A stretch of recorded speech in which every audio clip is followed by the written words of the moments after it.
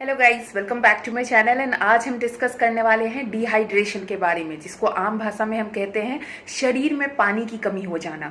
तो आखिर ये डिहाइड्रेशन हमें होता है तो हम सभी ये जानते हैं बहुत नॉर्मली कि पानी की कमी है तो हमें पानी का इनटेक बढ़ाना है। अगर मेल पर्सन की बात करें तो 3 से 3.5 लीटर पानी उनको दिन भर में पीने की रिक्वायरमेंट होती है, और अगर फीमेल की बात करें तो 2 से 2.5 लीटर उनको रिक्वायरमेंट होती है पानी पर डे बेसिस की। लेकिन उसके साथ साथ इंडिविजुअल टू इंडिविजुअल ये वैरी भी करता है एंड कंडीशंस के अकॉर्डिंग भी वैरी करता है। अगर हम एक नॉर्मल इंडिविजुअल की बात करें, एक नॉर्मल इंसान की बात करें, तो उनके लिए पानी की इनटेक कितनी होनी चाहिए। पर क्या आप सभी जानते हैं कि कुछ ऐसी मेडिकल कंडीशंस भी होती है जिसमें हमें हमारे पानी के इनटेक को कम करना पड़ता है। तो हम इस वीडियो में उस कंडीशंस के बारे में भी जानेंगे, प्लस साथ ही साथ हम ये भी जानेंगे कि हम जब डिहाइड्रेशन के तरफ जाते हैं, हमारे शरीर में पानी की कमी होती है, तो हमारी बॉडी क्या क्या साइन एंड सिम्टम्स इंडिकेट करती है। हम घर बैठे खुद को कैसे आइडेंटिफाई कर सकते हैं कि हम डिहाइड्रेशन की तरफ जा रहे हैं। फूड प्रोडक्ट्स ऐसे क्या क्या होते हैं जिसमें वाटर का कंटेंट बहुत अच्छा होता है, जो अगर हम डेली रूटीन में शामिल करेंगे तो हमें कभी डॉक्टर की रिक्वायरमेंट नहीं पड़ेगी डिहाइड्रेशन के केस के लिए। तो इस वीडियो में हम पूरी डिटेल में इंफॉर्मेशन लेंगे इन सारी चीज़ों पे। साथ ही साथ ये भी जानेंगे कि इलेक्ट्रोलाइट को बैलेंस करने के लिए हम घर बैठे ओआरएस को कैसे प्रिपेयर कर सकते हैं, क्योंकि आज के डेट में हम मार्केट से परचेज करते हैं ओआरएस डिहाइड्रेशन को दूर करने के लिए या फिर इलेक्ट्रोलाइट को बैलेंस करने के लिए। क्योंकि आप सभी जानते होंगे कि पानी की कमी को दूर करने के लिए हम वाटर का इंटेक तो अच्छा कर लेते हैं, लेकिन डिहाइड्रेशन से बचने के लिए हमें इलेक्ट्रोलाइट को भी बैलेंस में रखना बहुत ही ज़रूरी होता है। अगर हमारे शरीर में सोडियम और पोटेशियम की कमी होगी, इलेक्ट्रोलाइट इम्बैलेंस होगा, तो वो हमारे सेल्स को सही तरीके से सिग्नल नहीं दे पाएगा फंक्शनिंग के लिए, और फंक्शन सही नहीं होगा तो हमें कई प्रकार की प्रॉब्लम्स होगी। तो चलिए वीडियो की शुरुआत करते हैं और एंड तक जरूर बने रहिएगा पूरी इंफॉर्मेशन के लिए। सबसे पहले हम यही जानते हैं कि हमारी बॉडी क्या क्या साइन एंड सिम्टम्स इंडिकेट करेगी अगर हम डिहाइड्रेशन की तरफ जा रहे होंगे। तो सबसे पहला साइन यही होगा कि हम जब भी यूरिनेट करने जाएंगे तो हमारे यूरिन का कलर बहुत डार्क रहेगा, डार्क येलो यूरिन होगा हमें, और जितना ज़्यादा पानी की कमी रहेगी उतना ही ज़्यादा यूरिन का कलर डार्क होता चला जाएगा। तो वो पहला साइन होता है जिससे हम आइडेंटिफाई कर सकते हैं। अदर भी साइन एंड सिम्टम्स होते हैं, जैसे स्किन इरिटेट होना शुरू हो जाता है। हमारे आई साइट की बात करें, आई के एरिया की बात करें अगर, तो वो हमेशा स्लगिश आई टाइप का होगा, हमेशा थोड़ा सूजन टाइप का आंखों के आसपास लगेगा। प्लस हमारे पैरों में सोलन फीट हो जाएगा, पाँव में कहते हैं ना जैसे सूजन आ जाना जिसको कहते हैं आम भाषा में, वो होना शुरू हो जाता है। सर में दर्द होना शुरू होता है, इरिटेबिलिटी आती है। कुछ ऐसे कॉमन साइन एंड सिम्टम्स ये हैं जिससे हम समझ सकते हैं कि हम डिहाइड्रेशन की तरफ जा रहे हैं। हमारी हार्ट रेट बहुत ज़्यादा फास्ट हो जाएगी, लेकिन हमारी ब्लड प्रेशर बहुत ही ड्रॉप कर जाएगी, बहुत ही लो हो जाएगी।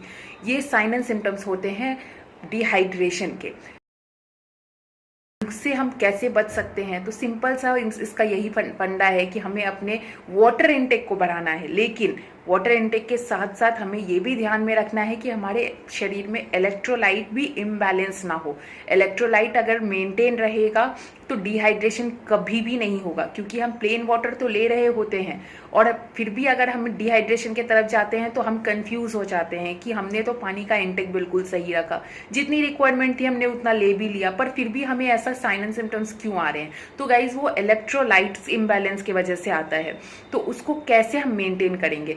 मार्केट में बहुत सारे ओआरएस के सॉल्यूशंस भी आते हैं इलेक्ट्रोलाइट को मेंटेन करने के लिए, लेकिन अगर हम होम रेमेडी ट्रीटमेंट की तरफ जाना चाहें तो हम घर बैठे भी आज के डेट में इलेक्ट्रोलाइट सॉल्यूशन को प्रिपेयर कर सकते हैं।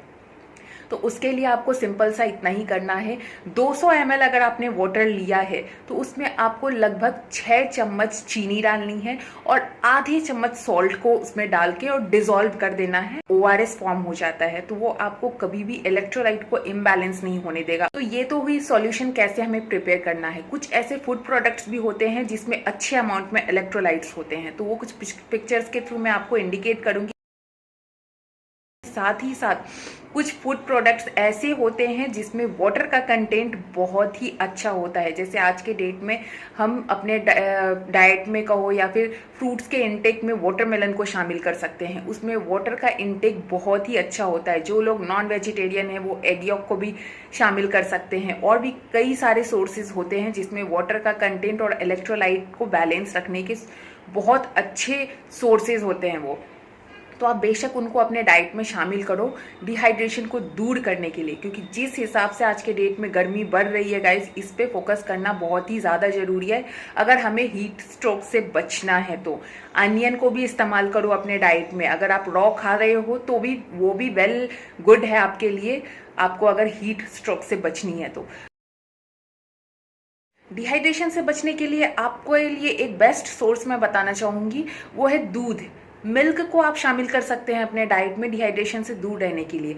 उससे आपको सिर्फ और सिर्फ वाटर का कंटेंट ही अच्छा नहीं मिलेगा, बल्कि साथ साथ कुछ ऐसे न्यूट्रिएंट्स भी मिलेंगे जो अदर बेनिफिट्स भी प्रोवाइड करेंगे आपको। जैसे कैल्शियम के भी अच्छे सोर्सेज होंगे, प्लस उसके साथ साथ कार्बोहाइड्रेट और प्रोटीन भी उसमें अच्छे अमाउंट में होता है। तो मिल्क को आपके लिए शामिल करना डिहाइड्रेशन से दूर रहने के लिए एक बेस्ट सोर्स माना जाता है। एक स्टडी में भी गाइस ये प्रूव हुआ है।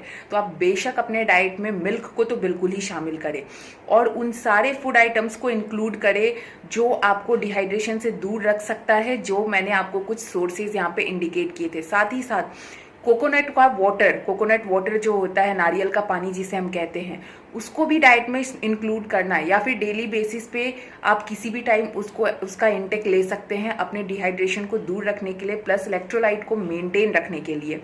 सारे इन्फॉर्मेशन के साथ एक और चीज़ बतानी आपके लिए बहुत ज़रूरी है। अगर आप किसी तरीके की मेडिकल कंडीशन से गुजर रहे हैं, जैसे कि हार्ट की प्रॉब्लम, लीवर की प्रॉब्लम, किडनी की प्रॉब्लम या प्रोस्टेट की प्रॉब्लम, तो आप अपने डॉक्टर से ज़रूर ये कंसल्ट करें कि आपकी वाटर की इनटेक कितनी होनी चाहिए और कितनी है पर डे की। क्योंकि कुछ ऐसे मेडिकल कंडीशंस होते हैं जिसमें वाटर का इनटेक लिमिटेड होता है। अगर आप उससे ज़्यादा लेंगे तो वो ओवरडोज होता है, क्योंकि आज के डेट में एक्सेस भी किसी चीज़ को लेना वो प्रॉब्लमेटिक होती है। जैसे सोडियम के लेवल को भी अगर हम जैसे अपने वाटर के इंटेक को बहुत ही ज़्यादा हाई कर लेंगे तो उसके वजह से हमारे सोडियम का जो लेवल होता है वो ड्रॉप आउट हो जाता है, जिसका नाम है मेडिकली हम कहते हैं हाइपोनेट्रेमिया हो जाना। उसमें सोडियम का लेवल ड्रॉप हो जाता है, तो एक तरीके से आपके इलेक्ट्रोलाइट को भी इम्बैलेंस कर दिया, प्लस साथ ही साथ आपके मेडिकल कंडीशंस को भी हैम्पर करेगा। तो आप अगर किसी तरीके की मेडिकल कंडीशंस से गुजर रहे हैं तो अपने डॉक्टर से ज़रूर सजेशन लें कि आपके वाटर का इंटेक कितना होना चाहिए।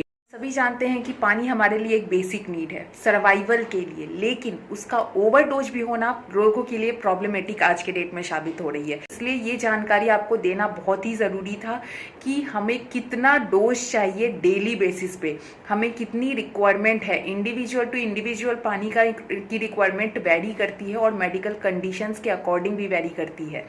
तो होपली आप लोगों को मेरा ये वीडियो अच्छा लगा होगा।